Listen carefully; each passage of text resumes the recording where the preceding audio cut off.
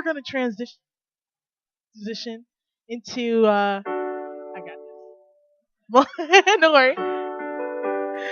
But we're going to transition into some life testimonies. And Lloyd, Brother Lloyd is up.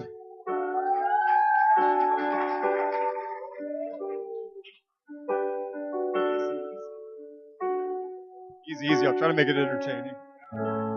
Actually, my testimony, I'm going to take it back to like when I was 5 years old. I'm 53, so it's not going to take that long, trust me.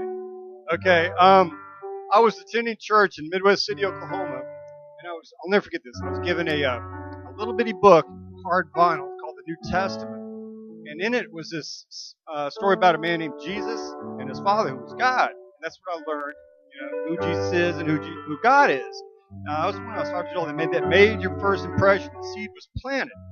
Now, the word was never brought back into our family or into our home. It was never talked about. It was never shared. It was never prayed over, except for meal times, stuff like that. So that went on. The word was only brought into my life during Sunday. So years went on, and my dad finally passed away when I was 11 years old from alcoholism. And my mom had the job of raising my sister and myself, and we moved up to Kansas City. And we started going to church again, but again, the word was never actually brought back into the home, to be shared or discussed or anything like that. So it was never really, how would you say, emphasized that much. It was just going on Sundays. So the word was never really in my life that deep.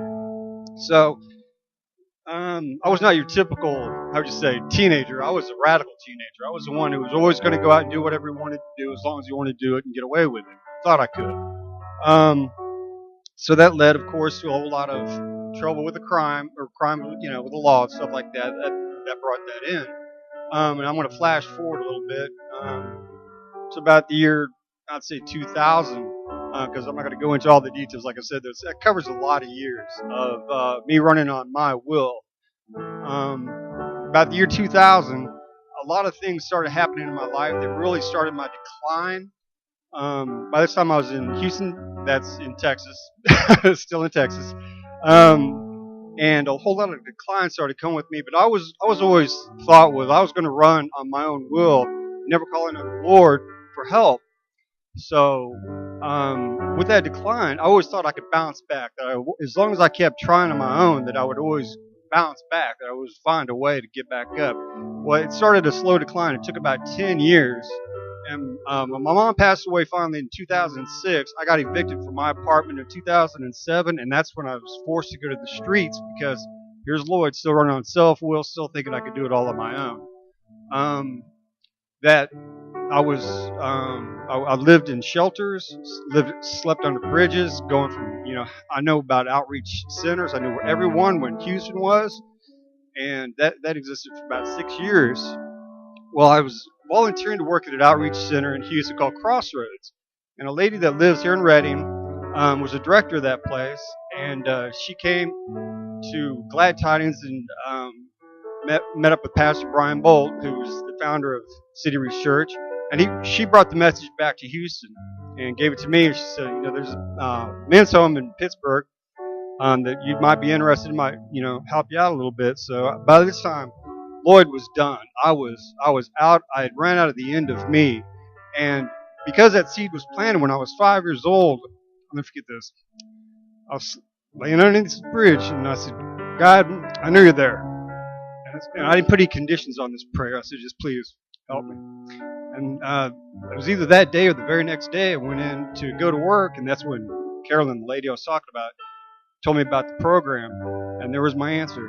So that Thursday, I went back in to Carol because we were only open Tuesdays and Thursdays. I said, yeah, I'm ready, whatever it takes.